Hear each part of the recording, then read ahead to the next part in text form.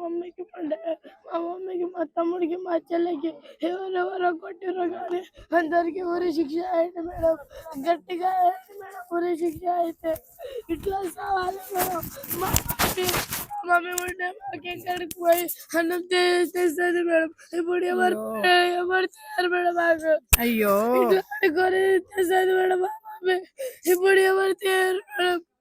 మా డాడీకి అయితే మా మమ్మీకి అయితే ఎవరెవరు చెప్పారు కానీ అందరికి ఊరి గట్టి మా చెల్లికి కాపాడండి మేడం. ఎవరు లేదు మేడం. మా మమ్మీ కొంచెం అన్నం చేస్తారు మేడం. మా కడుపు నింపుతుంది మేడం. మేము ఒక ఆనందం మేడం. కొంచెం సేపు చూసారు మేడం, కొంచెం సేపు చూడరు మేడం. మా డాడీ అయితే అసలు చూడాలి మేడం. మా మమ్మీనే చూసారు మేడం. ఏడవద్దు మెల్లగా చెప్పు. ఏడవకు నాన్న, నిన్న 3 రోజుల నుంచి ఏడవకు అవని నేనున్నగా. ఏడవకుండా ఎప్పుడు పెట్టు.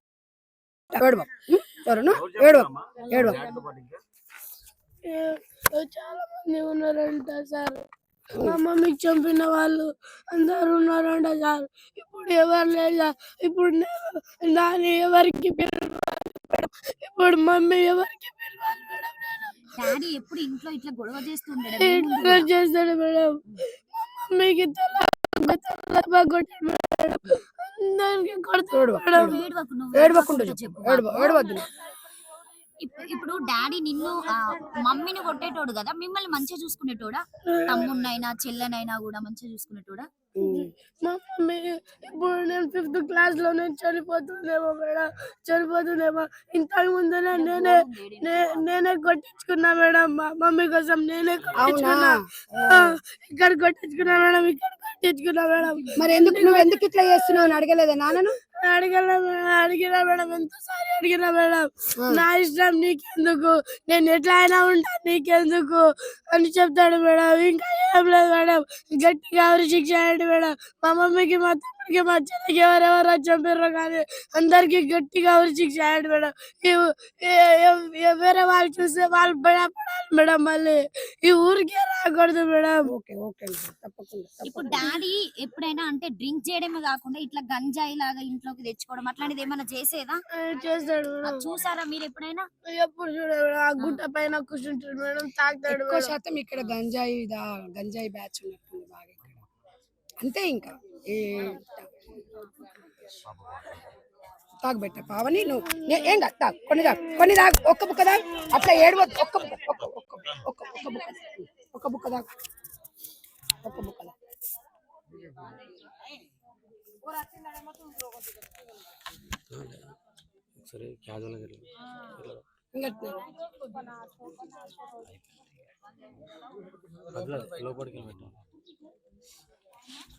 లేదున్నా అమ్మా, నిజంగా చెప్తున్నా కదా, చిన్నపిల్ల మాటలే దేవుడి మాటలు అన్నట్టుగా వాళ్ళకి ఎంత బాధ ఉంది. కానీ ఇంకొద్దు, ఇక ఏడవద్దు, మంచిగా నేనున్నా కదా. ఇక అమ్మ నిన్న నువ్వు నాకు ఫోన్ చేసినప్పుడు మేడం అంటే మేడం అనకని చెప్పలే, నేను చెప్పినా? ఏమన్నా ఆంటీని మాట్లాడుతున్నానా? ఏడవకుండా చెప్పు, ధైర్యంగా చెప్పు, నీకేం కావాలో చెప్పు. సంధ్యమ్మ అను, అమ్మా అను బేటా, సరేనా? అమ్మా పిల్లలు మీరెంతమ్మా, రేపడు ఇవాళ మంచిగా చదువుకుంటే మీరు ఆఫీసర్లు కావచ్చు. రేపు చదువు ఒకటే ఇక నీకు. ఇప్పుడు చదువుకుంటే నీకు మంచిగా అందరు తోడుకుంటారు, అండగుంటారు. నీ ముందున్నది ఇప్పుడు చదువు. నువ్వు చాలా హుషారు. నువ్వు మంచిగా చదువుకొని మీ అక్కను మీ చెల్లకు నువ్వే అండగా ఉండాలి. సరేనా బిడ్డ? అక్క చదువుకుంటుంది, చదివిస్తే సరే. నేను అక్కతోని మాట్లాడతా, అడిగి పోయినాక మాట్లాడు. నువ్వేం చెప్పాలనుకో, నీకేం కావాలన్నా చెప్పు. మా డాడీకి అయితే శిక్ష అయ్యాలి మేడం. మీకేం కావాలి బిడ్డ? మీకేం కావాలి చెప్పు. ఏమొద్దా? చూసిండ్రా అండి, ఆ అమ్మాయి నాకు ఏమొద్దు, నా చెల్లెని రక్షించండి, మా నాన్నకి ఉరి శిక్ష అంటుంది. చిన్న పసి ప్రాణం. ఈ మైండ్లో ఇది ఉంటే ఈ అమ్మాయి రేపు రాబోయే తరానికి ఏం మెసేజ్ ఇవ్వగలుగుతుంది, ఏం చదవగలుగుతుంది, ఏం తినగలుగుతుంది, ఏం ఆలోచించగలుగుతుంది, తన భవిష్యత్తు ఏందని. దయచేసి తల్లిదండ్రులు లవ్ చేసి పెళ్లిళ్ళు చేసుకున్నప్పుడు ఆలోచించి పిల్లల్ని కానండి. మీ క్షణిక ఆనందం కోసం మీరు ఇట్లా కొట్టుకొని సావడం కోసం పిల్లలు కనకండి. పిల్లలను కానీ ఇట్లా అనాథలను చేయకండి. ఎవరిచ్చారండి మీకు రైటు? మనం పిల్లల్ని సాధగలుగుతాం అనుకున్నప్పుడే కానండి. నలుగురు పిల్లల్ని కానీ ఇద్దరు పిల్లల్ని చంపడానికి ప్రయత్నంగా ఒక పిల్లగాన్ని చంపిండు. కొడుకు ఉంటే రేపు నన్ను ఉద్ధరిస్తాడు అన్నాడు. కొడుకు ఉంటే రేపు నాకు ఒక భరోసా అన్నాడు. ఆ కొడుకునే చంపిండు అంటే మానవత ఒక మృగానికన్నా అధ్వానం. భార్యను చంపి కొడుకుని చంపి చిన్న పిల్ల కొట్టుమిట్టులాడుతుంది. ఇంకేంటండి చెప్పండి. ఇవాళ వీళ్ళు ప్రేమించి పెళ్లి చేసుకుర్రు. సమాజానికి ఏం మెసేజ్ ఇచ్చారు? 16 సంవత్సరాలు ప్రేమించి పెళ్లి చేసుకొని పిల్లలం కానీ లాస్ట్ కు ఇట్లా అనాథాలను చేసి చంపిపోతారు. ఇదే నా సమాజంలో? ఒక్కసారి ఆలోచించండి, మీ పిల్లల పరిస్థితి ఏంది? అందుకనే ప్రేమించే అమ్మాయిలకు కూడా చెప్తున్నా, ఎంత అంటే ప్రేమించినప్పుడు 3 నెలల వరకు బాగానే ఉంటాడు, తర్వాత వాడి సంగతి ఏంటో చూపిస్తాడు. ఎవరం బాధపడుతున్నాం ఇవాళ? మీ జీవితాలు ఖరాబ్ అవుతున్నాయి. అందుకే చదువుకోండి, ఉద్యోగాలు చేయండి. మీరు స్థిరంగా మీకంటూ ఒక నైతిక బాధ్యతతోని మీరు అన్ని ఏర్పాటు చేసుకున్న తర్వాత ఒక ఉద్యోగం వచ్చినాకనే అప్పుడు పిల్లలం కానండి. ఏదో మీరు ప్రేమించేసి తొందరగా పిల్లలం కానేసి మీ ఇద్దరి మధ్యలో గొడవలతో ఎవరో ఒకరు చచ్చిపోతే పిల్లలు అనాథలు అవుతారు. పిల్లలు ఎప్పుడు తల్లిదండ్రుల సంరక్షణలో పిల్లలు పెరిగితేనే వాళ్ళు పెద్దవారయ్యి వాళ్ళు ఒక దేశానికి ఒక మెసేజ్ ఇస్తారు, హ్యాపీగా బతకగలుగుతారు. తప్ప కుటుంబంలో తండ్రి లేకున్న బాధనే, తల్లి లేకున్న బాధనే. కాబట్టి దయచేసి ఇలాంటి పరిస్థితి ఏ బిడ్డకు రాకూడదని అయితే నేనైతే ఒక అమ్మగా కోరుకుంటున్నానండి. కొంచెం చెప్తా. చెప్పు. ఈ చుట్టుపక్కల లేదు మేడం, ఇక్కడ ఎవరు లేరు మేడం. నాకు ఎవరి కోసం ఇక్కడ రావాలి మేడం. నేను ఎక్కడ లేదు మేడం. మా తమ్ముడు ఇప్పుడు మేడం ఇట్లా తిరుగుతాడు, షాప్కి పోతాడు, మా తాత దగ్గర ఉంటాడు మేడం. ఇంకా మా మమ్మీ కూడా తిరుగుతుంది మేడం. ఇట్లా ఇప్పుడు ఈ చుట్టుపక్కల మా మమ్మీనే పోయింది మేడం. ఈ ఫ్రెండ్స్ వాళ్ళు మా తమ్ముడే పోయాడు మేడం. ఇంకా ఎవరు లేరు మేడం. ఒక అనాథమైన మేడం మేము. ఈ చుట్టుపక్కల మా మమ్మీ ఉంటుంది మేడం.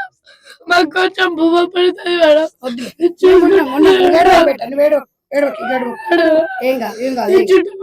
పోయింది మేడం మా మమ్మీ. దానికి వదిలేసిపోయింది. మా తమ్ముడు కూడా మేడం దానికి వదిలేసిపోయాడు మేడం. ఎవరు లేరు మేడం. మా తాత అయితే ఎట్లా ఏడుస్తున్నాడు మేడం.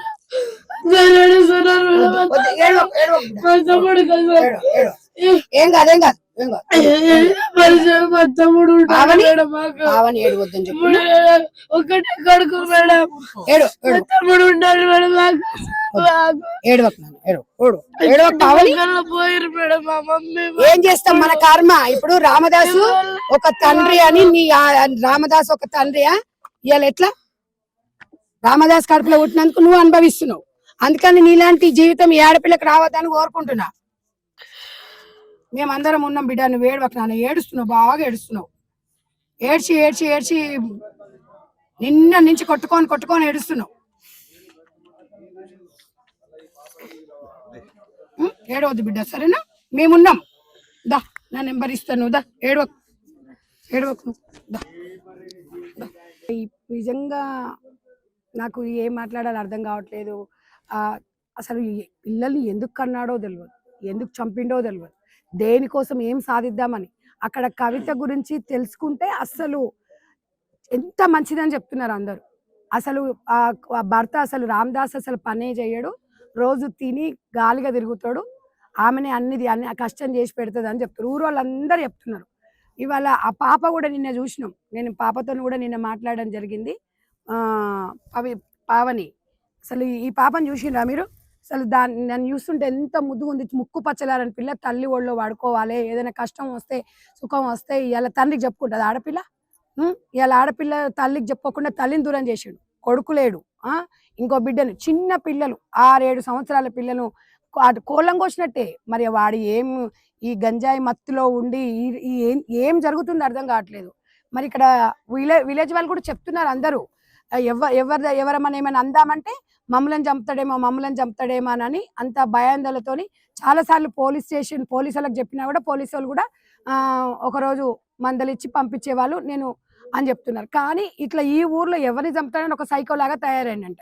నిజంగా ఇలా ఒక సైకోకి 4 పిల్లలు అవసరమా? ఇవాళ 4 పిల్లల్ని కానీ 3 ఆడపిల్లల తర్వాత ఒక కొడుకుంటే బాగుంటుందనే దాంతో ఇలా కొడుకుని కానీ ఆ కొడుకును కన్న కొడుకునే కడదేర్చిండు అంటే అసలు మనం ఎక్కడున్నాం? మనం ఎక్కడ దేశంలో లేమా? అసలు దేశం సరిహద్దులలో ఉన్నామా అనిపిస్తుంది. అసలు ఏం చట్టాలు ఏమి ఇంకేం కావాలి? 2 ప్రాణాలు కోల్పోయినాయి. ఇంకో ప్రాణం కొట్టుమిట్టులాడుతుంది అక్కడ. ఆ పాప పరిస్థితి ఏంది? సర్జరీ చేస్తేనే బతుకుతుందంట. ఇప్పుడు ఆ అమ్మాయి బతికినాక కూడా తల్లి లేదు. అసలు వాళ్ళ పరిస్థితి ఏంది? చూసుకుంటోళ్ళు ఎవరు? నానమ్మ ఉంది. నానమ్మ ప్రాణం ఎంత? ఆమెకు అస్సలు పాపం ఆమెకి పానం బాలేదు. ఆమె ఇయ్యాలనో రేపు అన్నట్టుగానే ఉంది. రేపు నానమ్మ కూడా లేదు. తాతయ్య లేడు. నాన్న జైలుకు పోయిండు. తల్లి చనిపోయింది. అసలు ఈ 3 పిల్లల పరిస్థితి ఏమిటి అనేది మనం ప్రశ్నించుకోవాలి సమాజంలో. మనం ఎప్పుడైనా ఇవాళ మన పిల్లల్ని మనం సాధాలనుకున్నప్పుడే అప్పుడే మనం పిల్లలకు జన్మనియాలి. కానీ పిల్లలను కానీ వాళ్ళని రోడ్ల మీద పడేసి జీవితాలు చూసుకొని అక్కడ రామదాసు ఏం ఆశించిండంటే గంజాయి మత్తులో ఏం ఆశించలే. ఇలా భార్య రోజు అన్నం పెట్టి ఎంతో మంచిగా సేమ్ నిన్న పాప చెప్తుంది. నాకు కూడా ఇక్కడ చూసిన తర్వాత అనిపిస్తుంది. ఎందుకంటే నలుగురు పిల్లలతో పాటు మా నాన్నను కూడా ఒక కొడుకులాగానే చూసింది. మా నాన్నకు స్నానం చేపించేది, మా నాన్నకు అన్నం పెట్టేది అని చెప్తుంది. అంటే అంత మంచి అన్నం పెట్టిన చేంజ్ చంపుకున్నాడంటే ఏం సాధించుడు రామదాస్ అనేది ఆలోచించాలి. అంటే ఈ మద్యం మత్తులల్లా అంటే భార్య చూడడు, పిల్లలు చూడడు. అంటే పాము తన గుడ్లు తానే మింగినట్టుగా ఇలా తన పిల్లలు తనే చంపుకున్నాడు. ఇప్పుడు పరిస్థితి ఏమిటి? ఇవాళ మీడియా వాళ్ళ ఉంటున్నట్టు గవర్నమెంట్ అందరం సహకరిస్తాం. కానీ పిల్లకి కష్టం వస్తే ఎవరు చెప్పుకుంటారు? అది చూడండి మీరు. మెయిన్గా ఆడపిల్లలు మెయిన్గా బాధ వస్తే కష్టం వస్తే కన్న తల్లికి చెప్పుకుంటారు. కన్న తల్లి అంటే ఇవాళ సమాజంలో అసలు విలువలు, బంధాలు, బంధుత్వాలు ఏం లేవా? ఒక రిలేషన్స్ అంటే ఏం లేవా? ఇదేనా చంపుకోవడాలు అనేది? ఇది ఆమన్గల్లు, ఇది కల్వకుర్తి నియోజకవర్గం, ఇది నేను పుట్టిన గడ్డ. నాకు చాలా మంది కాల్స్ చేశారు, అక్క మీరు ఎక్కడ రాష్ట్రంలో ఏం జరిగినా వెళ్తున్నారు, ఇది మీరు పుట్టిన ప్రాంతం అంటే నా పుట్టిన ప్రాంతం. తప్పకుండా నేను వీళ్ళ కుటుంబాలు ఈ అమ్మాయిని కూడా నేను వీళ్ళ చెల్లెని కూడా నేను వెళ్తానా అక్కడ ఉస్మాన్ హాస్పిటల్కి వెళ్తాను. అక్కడ పరిస్థితులు ఏముందో తెలుసుకుంటాను. అంటే ఇది దేనికోసం? ఒక మానవత్వంతో మనం అందరం కలిసి ఇలా 3 ఆడపిల్లలు అనాథలయ్యారు. మనం అందరం కూడా ఆదుకోవాల్సిన అవసరం ఉంది. తల్లిని అయితే ఎట్లా తెచ్చేయలేము. ఒక తల్లిలాగా మనం అందరం ఆడపిల్లలు కొంచెం వాళ్ళు పెరిగి పెద్ద అయిపోతే ఒకరికొకరు ఉంటారు. కాబట్టి నిజంగా కూడా ఆర్థికంగా గవర్నమెంట్ తప్పకుండా ఆదుకుంటుందని నేను ఆశిస్తున్నాను. ఈ దృష్టి నేను ఆల్రెడీ ఎమ్మెల్యే గారు చెప్పిన, నిన్న మధ్యాహ్నం కూడా ఫోన్లో మాట్లాడినా, నేను తప్పకుండా వెళ్తానమ్మా అన్నారు. తప్పకుండా వాళ్ళకి ఏ సహాయం కావాలన్నా ప్రభుత్వ పరంగా నేను దగ్గరుండి చూసుకుంటాను చెప్పడం జరిగింది. మాకు కూడా మదర్ ఫౌండేషన్ ద్వారా ఇట్లాంటివి ఎన్నో జరుగుతుంటాయి, చూస్తుంటాము. మా చేతనైంది మేము చేస్తాం. కానీ ఇక్కడ ఈ చిన్నపిల్లలు పెరిగి పెద్ద కావాలంటే మన సహకారం చాలా అవసరం. వాళ్ళకి ఇవాళ డబ్బు పరంగా కావచ్చు, ఏదైనా ఆర్థిక పరంగా కాదు, ఇవాళ ఒక మాట సాయం కానీ ఏదైనా కూడా వాళ్ళు ఇలా పెరిగి పెద్ద కావాలంటే చుట్టుపక్కల వాళ్ళు ఎంత ఉన్నా వాళ్ళ కుటుంబాలు వాళ్ళకు ఉంటాయి. ఇవాళ ఓ 5 రోజులు 10 రోజుల వరకు వస్తారు. తర్వాత ఆ పిల్లలు ఇలా తల్లిని వెతుక్కుంటూ ఏడిపోతారు, హాస్టల్కి పోతారు. హాస్టల్కి వెళ్ళి సెలవులలో ఎవరి కోసం రావాలి? తండ్రి జైల్లో ఉండు, తల్లి చనిపోయింది, మరి వాళ్ళ పరిస్థితి ఏంది? ఇలాంటి బాధ అనేది ఏ ప్రపంచంలో ఈ ఆడపిల్లకి రాకూడదండి. ఎందుకండి పిల్లల్ని ఎందుకు అంటారండి? నాకు అర్థం కాదు.